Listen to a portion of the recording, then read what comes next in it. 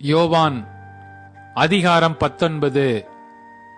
அப்பொழுது பிலாத்து இயேசுவை பிடித்து வாரினால் அடிப்பித்தான். போர் சேவகர் முள்ளுகளினால் ஒரு முடியை பின்னி அவர் சிரசின் மேல் வைத்து சிவப்பான ஒரு அங்கியை அவருக்கு உடுத்தி, யூதருடைய ராஜாவே வாழ்க என்று சொல்லி அவரை கையினால் அடித்தார்கள். பிலாத்து மறுபடியும் வெளியே வந்து, நான் இவனிடத்தில் ஒரு குற்றமும் காணேன் என்று நீங்கள் அறியும்படிக்கு இதோ உங்களிடத்தில் இவனை வெளியே கொண்டு வருகிறேன் என்றான்.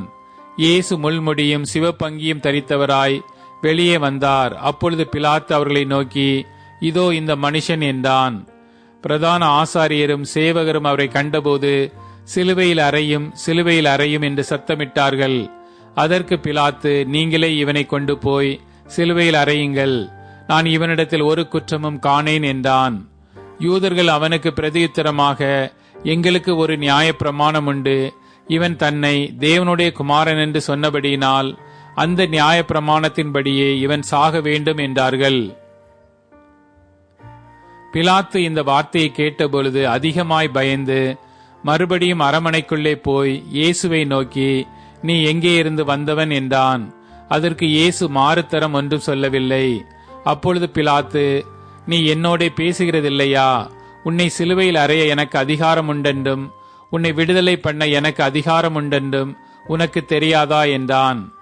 இயேசு பிரதியுத்தரமாக, பரத்தில் இருந்து உமக்கு கொடுக்கப்படாதிருந்தால் என் மேல் உமக்கு ஒரு அதிகாரமும் இராது. ஆனபடியினாலே என்னை உம்மிடத்தில் ஒப்புக் கொடுத்தவனுக்கு அதிக பாவமுண்டு என்றார். அது முதல் பிலாத்து அவரை விடுதலை பண்ண வகை தேடினான். யூதர்கள் அவனை நோக்கி, இவனை விடுதலை பண்ணினால் நீ ராயனுக்கு சிநேகிதன் அல்ல, தன்னை ராஜாவென்கிறவன் எவனோ அவன் ராயனுக்கு விரோதி என்று சத்தமிட்டார்கள். பிலாத்து இந்த வார்த்தையை கேட்டபொழுது இயேசுவை வெளியே அழைத்து வந்து தலவரிசைப்படுத்தின மேடை என்றும் எபிரேய பாஷையிலே கபத்தா என்றும் சொல்லப்பட்ட இடத்திலே நியாயாசனத்தின் மேல் உட்கார்ந்தான். அந்த நாள் பஸ்காவுக்கு ஆயத்த நாளும் ஏறக்குறைய 6 மணி நேரமுமாயிருந்தது. அப்பொழுது அவன் யூதர்களை நோக்கி, இதோ உங்கள் ராஜா என்றான். அவர்கள் இவனை அகற்றும் அகற்றும், சிலுவையில் அறையும் என்று சத்தமிட்டார்கள். அதற்கு பிலாத்து, உங்கள் ராஜாவை நான் சிலுவையில் அறையலாமா என்றான். பிரதான ஆசாரியர் பிரதியுத்தரமாக, ராயனே அல்லாமல் எங்களுக்கு வேறே ராஜா இல்லை என்றார்கள். அப்பொழுது அவரை சிலுவையில் அறையும்படிக்கு அவர்களிடத்தில் ஒப்புக் கொடுத்தான். அவர்கள் இயேசுவை பிடித்து கொண்டு போனார்கள்.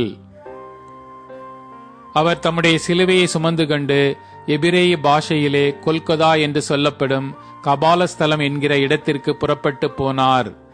அங்கே அவரை சிலுவையில் அறைந்தார்கள். அவரோடே கூட வேறு 2 பேரை 2 பக்கங்களிலும் இயேசுவை நடுவிலுமாக சிலுவையில் அறைந்தார்கள். பிலாத்து ஒரு மேல் விலாசத்தை எழுதி சிலுவையின் மேல் போடுவித்தான். அதில் நசரேயனாகிய இயேசு யூதருடைய ராஜா என்று எழுதியிருந்தது. இயேசு சிலுவையில் அறையப்பட்ட இடம் நகரத்திற்கு சமீபமாய் இருந்தபடியினால் யூதரில் அநேகர் அந்த மேல் விலாசத்தை வாசித்தார்கள். அது எபிரேய, கிரேக்கு, லத்தீன் பாஷைகளில் எழுதியிருந்தது. அப்பொழுது யூதருடைய பிரதான ஆசாரியர் பிலாத்துவை நோக்கி, யூதருடைய ராஜா என்று நீர் எழுதாமல் தான் யூதருடைய ராஜா என்று அவன் சொன்னதாக எழுதும் என்றார்கள். பிலாத்து பிரதியுத்தரமாக, நான் எழுதினது எழுதினதே என்றான். போர் சேவகர் இயேசுவை சிலுவையில் அறைந்த பின்பு அவருடைய வஸ்திரங்களை எடுத்து ஒவ்வொரு சேவகனுக்கு ஒவ்வொரு பங்காக 4 பங்காக்கினார்கள். அங்கியையும் எடுத்தார்கள். அந்த அங்கி தையல் இல்லாமல் மேலே தொடங்கி முழுவதும் நெய்யப்பட்டதாயிருந்தது. அவர்கள், இதை நாம் கிழியாமல் யாருக்கு வருமோ என்று இதை குறித்து சீட்டு போடுவோம் என்று ஒருவரோடொருவர் பேசிக்கொண்டார்கள். என் வஸ்திரங்களை தங்களுக்குள்ளே பங்கிட்டு என் உடையின் மேல் சீட்டு போட்டார்கள் என்கிற வேத வாக்கியம் நிறைவேறத்தக்கதாக போர் சேவகர் இப்படி செய்தார்கள். இயேசுவின் சிலுவையின் அருகே அவருடைய தாயும் அவருடைய தாயின் சகோதரி கிலேயோப்பா மரியாலும் மகதலேனா மரியாலும் நின்று கொண்டிருந்தார்கள். அப்பொழுது இயேசு தம்முடைய தாயையும் அருகே நின்ற தமக்கு அன்பாயிருந்த சீஷனையும் கண்டு தம்முடைய தாயை நோக்கி, ஸ்திரியே, அதோ உன் மகன் என்றார். பின்பு அந்த சீஷனை நோக்கி, அதோ உன் தாய் என்றார். அந்நேரத்தில் அந்த சீஷன் அவளை தன்னிடமாய் ஏற்றுக்கொண்டான். அதன் பின்பு எல்லாம் முடிந்தது என்று இயேசு அறிந்து வேத வாக்கியம் நிறைவேறத்தக்கதாக தாகமாயிருக்கிறேன் என்றார். காடி நிறைந்த பாத்திரம் அங்கே வைக்கப்பட்டிருந்தது. அவர்கள் கடற்காளானை காடியிலே தோய்த்து ஈசோப்பு தண்டில் மாட்டி அவர் வாயினிடத்தில் நீட்டி கொடுத்தார்கள்.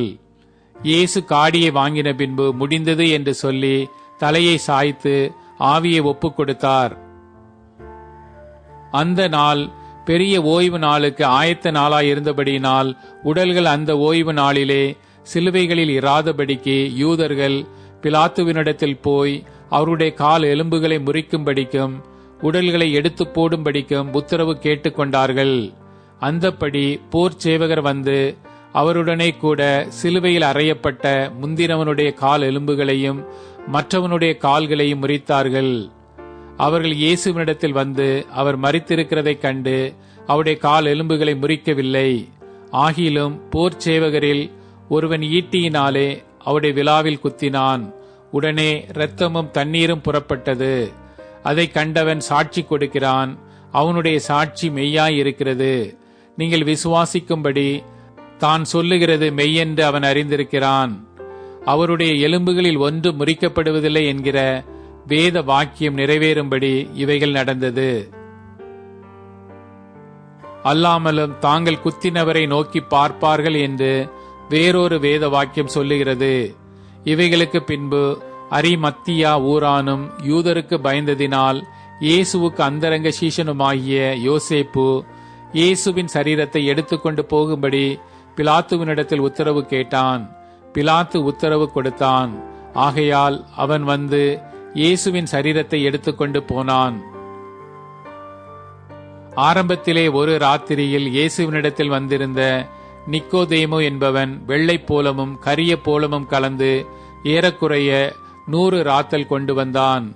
அவர்கள் இயேசுவின் சரீரத்தை எடுத்து யூதர்கள் அடக்கம் பண்ணும் முறைமையின்படியே அதை சுகந்த வர்க்கங்களுடனே சீலைகளில் சுற்றி கட்டினார்கள். அவர் சிலுவையில் அறையப்பட்ட இடத்தில் ஒரு தோட்டமும் அந்த தோட்டத்தில் ஒரு காலும் ஒருவனும் வைக்கப்பட்டிராத ஒரு புதிய கல்லறையும் இருந்தது.